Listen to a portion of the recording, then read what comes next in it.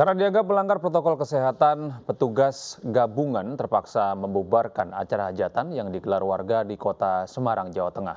Petugas meminta seluruh warga kembali pulang.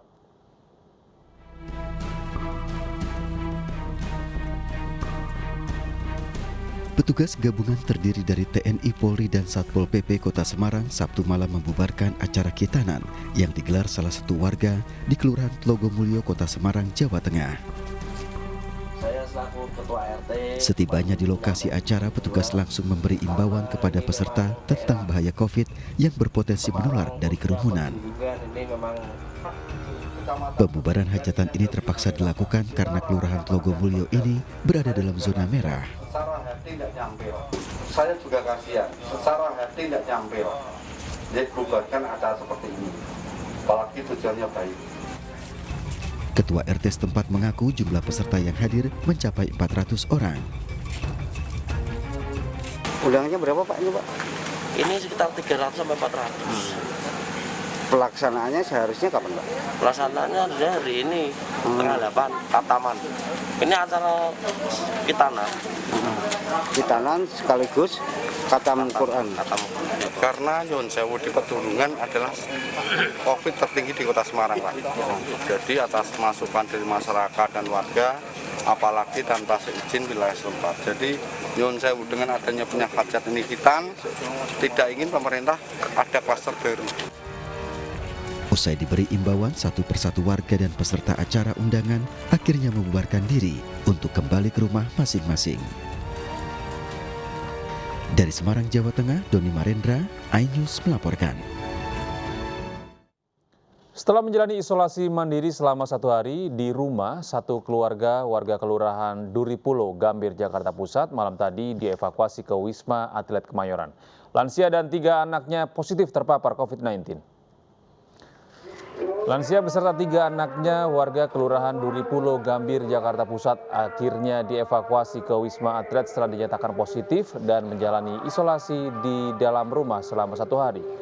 Dengan menggunakan ambulans, tim medis menjemput mereka lengkap dengan alat pelindung diri. Satu keluarga ini dievakuasi setelah sebelumnya terkonfirmasi COVID-19 berdasarkan hasil tes usap antigen. Oleh pihak RT setempat, kasus positif ini kemudian dilaporkan ke puskesmas tempat. Saya dapat informasi dari warga saya sendiri, dia melaporkan ke saya, langsung saya tindak lanjuti. Saya lihat berkas-berkasnya yang ada, hasil swabnya, ternyata kena COVID-19 dan langsung saya ambil tindakan melaporkan di tingkat kelurahan sampai. Rumah sakit darurat COVID-19 Wisma Atlet Kemayoran terus didatangi warga yang terpapar COVID-19. Terjadi peningkatan jumlah pasien usai libur Lebaran.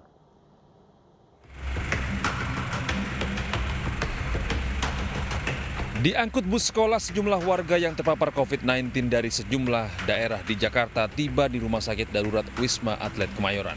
Umumnya warga yang datang memiliki gejala ringan hingga sedang. Mereka akan menjalani isolasi dan perawatan di Rumah Sakit Darurat Wisma Atlet. Ironisnya, pasien yang datang tidak hanya orang dewasa, banyak juga anak-anak yang harus menjalani perawatan di Rumah Sakit Wisma Atlet karena terpapar COVID-19. Anak-anak ini terpapar virus corona dari kerabat dan keluarga dekat mereka. Hingga hari Sabtu tercatat tingkat hunian pasien di Rumah Sakit Wisma Atlet Kemayoran meningkat. Di Tower 4 tingkat hunian mencapai 1,62% dengan sisa bed mencapai 1.521. Sementara di Tower 5 yang disediakan untuk menampung pasien klaster lebaran dan mudik, tingkat hunian mencapai 23,50%. Sementara sisa bed mencapai 1.201 unit. Sedangkan di Tower 6 tingkat hunian mencapai 71,77% dengan sisa bed mencapai 367 unit. Dan di Tower 7 tingkat hunian mencapai 80% dengan sisa bed hanya 315 unit. Dari Jakarta, tim liputan iNews melaporkan. Kelurahan Kayu Putih, Pulau Gadung, Jakarta dikarantina lokal setelah 22 warganya positif COVID-19. Diduga penyebaran COVID-19 dari klaster keluarga.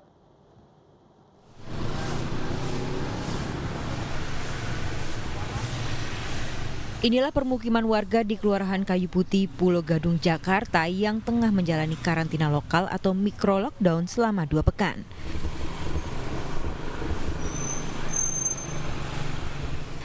Warga dari satu rukun tetangga dinyatakan positif COVID-19. 13 diantaranya dirujuk ke Rumah Sakit Wisma Atlet Kemayoran. 3 warga lainnya di Rumah Sakit Haji, sementara 6 orang lainnya diisolasi mandiri di rumah. Tadi malam itu ada 22 warga yang sudah terkonfirmasi positif COVID-19. Jadi 13 diantaranya sudah dirujuk ke Wisma Atlet, 3 orang ke Rumah Sakit Haji, dan 6 orang isoman di rumahnya. Diduga penularan virus COVID-19 dari klaster keluarga. Tim Liputan iNews melaporkan. Menteri Kesehatan Budi Gunadi Sadikin menyoroti lonjakan kasus COVID-19 di Kudus, Jawa Tengah. Ia meminta Gubernur Jawa Tengah untuk mendorong bantuan tenaga kesehatan hingga alat kesehatan untuk penanganan COVID-19 di Kudus.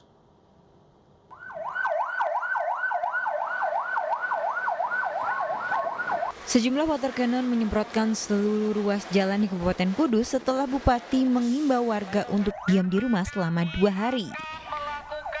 Pertokoan pun tutup mengindahkan imbauan Bupati Kudus setelah lonjakan kasus COVID-19 mencapai 1.473.000 jiwa yang terkonfirmasi positif.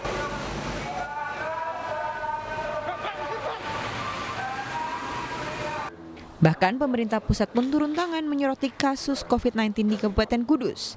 Dalam pertemuannya dengan Gubernur Jawa Tengah, Menteri Kesehatan meminta seluruh pihak turun tangan membantu Kudus dari sisi tenaga kesehatan. Selain itu, mendisiplinkan isolasi bagi pasien COVID-19. Kalau sakit ditemenin, itu malah nular kemana-mana. Aku bilang udah masukin isolasi sendiri. Saya bilang Pak Gubernur, itu TNI Polri bisa kok mengangkut orangnya masukin isolasi 14 hari ya sembuh sendiri. Tempat-tempatnya ada, rakyatnya juga Joko Tonggonya bisa jalan. Tinggal didorong, diyakinkan kalau ada yang kena bisa diisolasi. Sebelumnya, Gubernur Jawa Tengah menyebutkan ledakan kasus COVID-19 di Kudus karena adanya pasien yang ditemani keluarga yang tidak terpapar COVID-19. Hanya pasien COVID-19 dengan kondisi tertentu saja yang bisa ditunggu keluarganya di IGD Rumah Sakit Umum Daerah, seperti pasien bayi, orang dengan gangguan jiwa, dan orang dengan kebutuhan khusus seperti pasien stroke. Tim Liputan iNews melaporkan. Seorang warga Yogyakarta gagal mendapatkan vaksinasi COVID-19 lantaran data nomor induk kependudukan miliknya sudah pernah dipakai orang lain. Diduga persoalan ini akibat kelalaian petugas dalam menginput data peserta.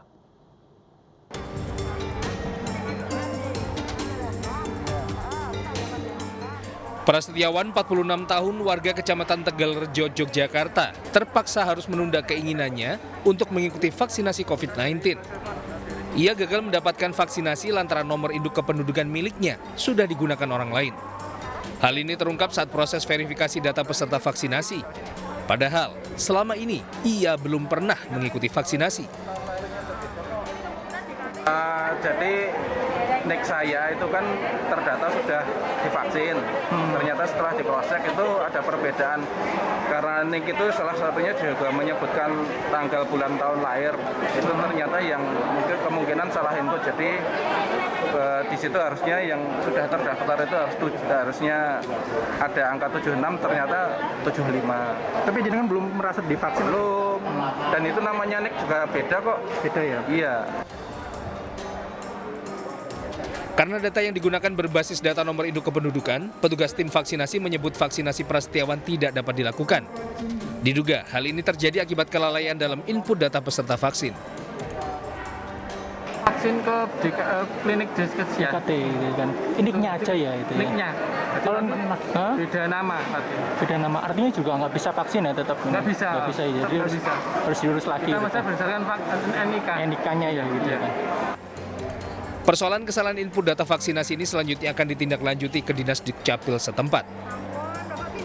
Dari Yogyakarta, Heru Trijoko, iNews melaporkan. 2 tahun keberangkatan hajinya ditunda oleh pemerintah. Sebanyak 18 jamaah calon haji di Kabupaten Jombang, Jawa Timur meninggal dunia. 18 jamaah yang meninggal telah berusia lanjut dan dijadwalkan berangkat pada tahun 2020 lalu.